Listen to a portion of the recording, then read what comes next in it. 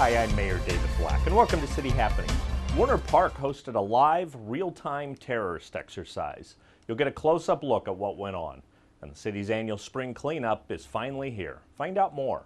A local business hosts a well-known fundraising event, and we'll tell you all about it. Here's City Happenings for the week of April 11th. Thanks, Mayor Black. Warner Park was the site of a real-time terrorist attack drill. From the city fire department's perspective, things went well overall. We met the objectives that we needed to meet as far as triaging and treating a high number of patients, which for us was a good evaluation to see how our system works.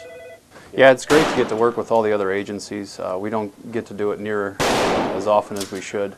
So it's great, that way we can work out all the kinks that occur between communications from each different agency.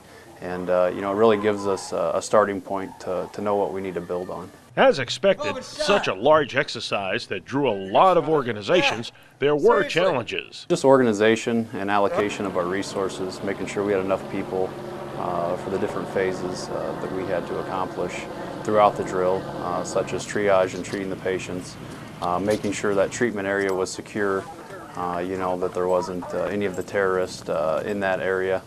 As well as the fire side, the scenario played out that there were a couple different fires from explosions, and making sure that those got suppressed and that those areas were under control. Everything was a surprise. I mean, obviously we knew there was going to be a large-scale incident, but other than knowing who was there and an approximate number of people involved, such as the actors, we didn't know how many of those were truly going to be patients.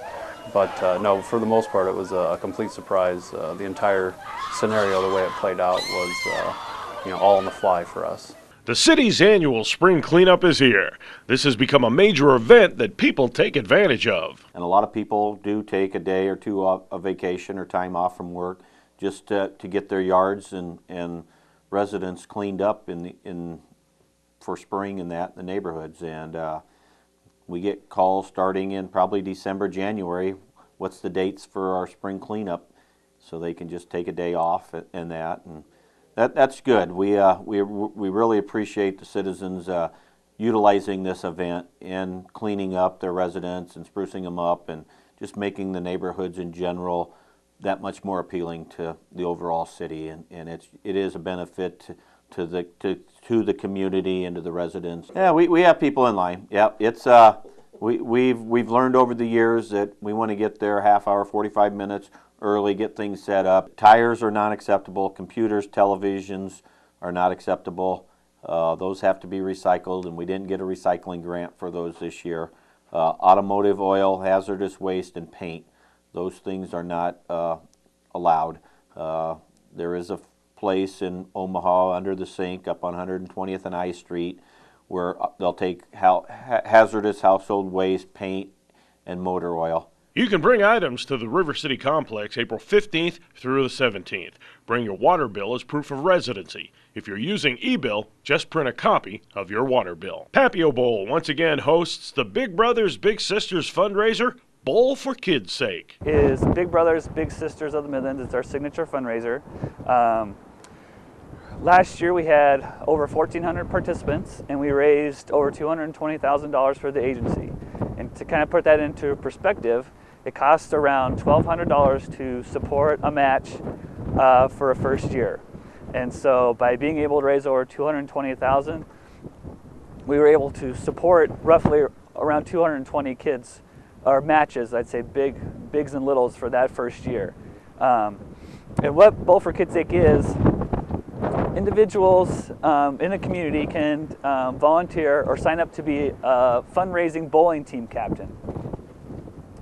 And then they recruit 4 or 5 of their friends to join their fundraising bowling team. And through the use of our website that we have, or we have traditional pledge sheets that we mail out to each participant, they ask their family, friends, and coworkers for donations in support of Big Brothers Big Sisters.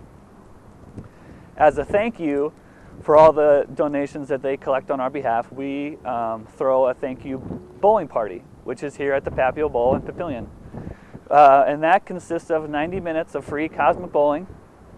There's beverages and pizza that's available during the bowling session. We have prizes that we give out the night, and there's different fundraising incentives that the participants can get based upon their donation totals. It's really a fun evening that we have down here. Like I said, last year we had over 1,400 participants. It's a good night to have fun and to raise awareness for mentoring kids in our community. Papio Bowl has been really great. We've probably had the event down here probably for 5 years now, and Derek and his staff are very welcoming, and the bowling alley is just right that when we were able to fill the whole bowling alley, all 16 lanes, the energy levels up, the excitement levels up, and it just makes for a really fun night. And his staff and everybody down here it makes it that way too. So yeah, we can't thank Derek enough for having it here in Papillion. Registration is open for this year's half marathon, 10K run, and fun walk. Go to the city's Recreation Department webpage or call 402-597-2041 for more information. And you can also click on the Recreation Department webpage to find out what's coming to Sumter Amphitheater this season. We feature the Starlight movie series and the Swingin' at Sumter summer music series. For more about Papillion, go to www.papillion.org or just call the Mayor's Hotline at 827-1111. Thanks for watching.